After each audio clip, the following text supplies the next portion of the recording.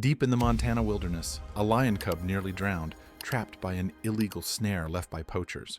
Behind it all stood the powerful Grace family, using wild animals for secret trophy hunts, far from public eyes. But when veteran Jake Sanders pulled that cub from the river, he uncovered something far darker than anyone expected. And you won't believe how one man's courage brought a hidden empire crashing down, and justice roaring back. Montana, mid-August. The air was crisp, the sun sharp, and the silence thick, like nature itself was holding its breath. Mountains towered over dense forests, casting long shadows across a river that ran ice-cold even in the heat of summer. Out here, everything was bigger, wilder, more honest. Jake Sanders had chosen this place for a reason. At 42, he lived alone in a modest cabin on the edge of the Bitterroot Range. A former Marine, Jake carried the weight of his past quietly. He didn't talk much about Afghanistan or about the younger brother who never made it back. After the funeral, he packed up, left the city, and took a ranger job no one else wanted. It was dangerous, lonely, and remote. But for Jake, it was peace. That morning started like any other. Coffee, patrol gear, boots laced tight. But as he crossed the edge of the tree line, a sound cut through the stillness. A sharp, panicked cry, high-pitched, urgent, unnatural. Something was wrong. Jake ran. Through branches and fallen logs, he pushed forward until the forest opened up to a narrow river bend. And there, caught in the current, was a lion cub, barely a few months old, soaked and flailing. On the rocks above, a lioness stood frozen. Her golden coat was stained dark near her paw, which was clamped tightly in a steel trap. She let out a low, guttural moan, then locked eyes with Jake. No time to think, no room for fear. He dropped his pack and jumped. The water hit like stone. Jake fought the current, every muscle straining as he reached the tiny, terrified creature. Claws scraped at his chest. The cub gasped. Jake managed to wrap an arm around him and kicked toward the bank. It took everything he had, but they made it. Gasping, soaked, he lay on the muddy edge of the shore, clutching a shivering life in his arms. When he looked back at the rocks, the lioness was gone. That same afternoon, Jake reported the trap. Steel snares were illegal in this region. He took photos, marked GPS coordinates, walked into the sheriff's office with everything documented. The sheriff, a man named Curtis Raleigh, listened silently, then shrugged. "Can't prove who said it," he said, "and those Graces own half the forest anyway." Jake felt it in his gut. The Grace family, old ranch money, deep political ties, rumored to have hands in everything from livestock deals to big game tours. They'd been named in poaching whispers for years, but nothing ever stuck. 2 nights later, Jake woke to the sound of fire. His tool shed, where he stored trail cameras, fuel, and emergency supplies, was a blaze of orange and black. Fire crews arrived late. The investigation, labeled an accident. No one questioned it. But Jake knew they were sending a message. And that's when everything changed. Jake wasn't built to back down. Not anymore.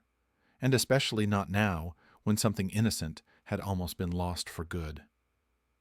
He named the cub Milo, after his brother's childhood nickname for Fighter.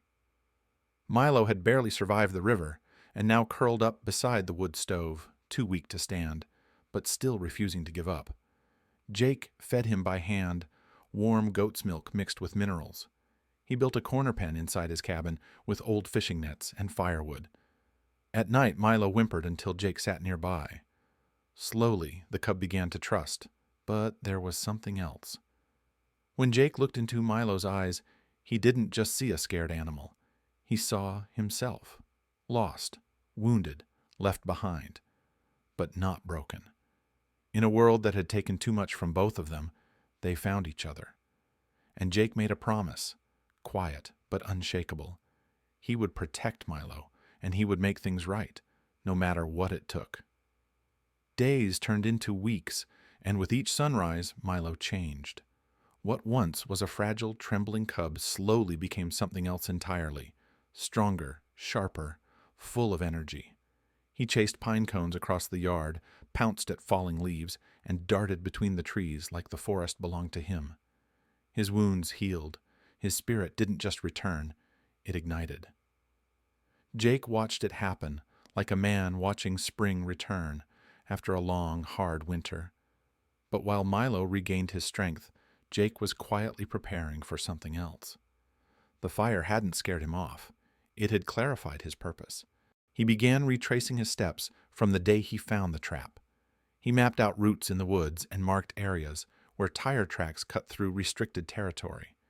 He set up motion-triggered cameras high in the branches, silent sentinels that recorded everything. He found discarded feed bags, traces of blood on hidden trails, and vehicle prints leading to a private road behind a chain-link fence. Every clue pointed in the same direction, and then, one night, he saw it. From a ridge above the tree line, Jake watched a truck, same model, same mud-slick tires used on the Grace's property, slip through a back entrance to a ranch nestled deep in the valley. No signs, no lights, just darkness and a distant hum of generators. The place was off-grid, unlisted, but Jake had its coordinates. He waited, and 1 week later, he had the footage. What the cameras captured was difficult to process. Rows of cages, wild animals pacing or lying motionless, some limping, some clearly unwell. Their eyes dull, their movements sluggish. Jake didn't need to see more to understand. These animals weren't being rescued. They were being displayed. This wasn't a sanctuary.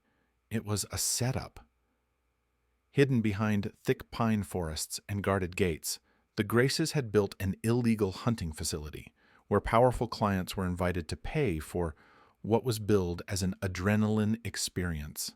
Lions, bears, even endangered wolves, all penned in, no escape, no chance. Jake spent the next 3 days assembling his evidence: video files, timestamp maps, drone shots, documents he recovered from trail pickups. He packaged it all and sent it, not to the sheriff, not to the state, but to national wildlife protection organizations and 2 major news outlets. And then he waited. It didn't take long. Within a week, federal teams arrived. The ranch was shut down in a coordinated operation. Rescue crews moved in. Legal documents were served. Assets were frozen. The Graces, once untouchable, were suddenly silent. The local news exploded with headlines. National media followed. The house of cards had finally fallen. Through it all, Jake said little. He didn't look for the spotlight. His focus stayed where it had always been, on the porch, where Milo now lay stretched across the old wooden boards, basking in the light of an early morning sun. There was a stillness in the cub's posture, a calm, as if he sensed that the danger had passed, and that, for the first time, he could just rest. 2 months later, the chill of early autumn swept through the Bitterroot Mountains. Leaves turned amber, the forest grew quiet. But for Jake Sanders, silence no longer meant isolation. It meant clarity. That morning, he stood before a congressional panel in Washington, D.C.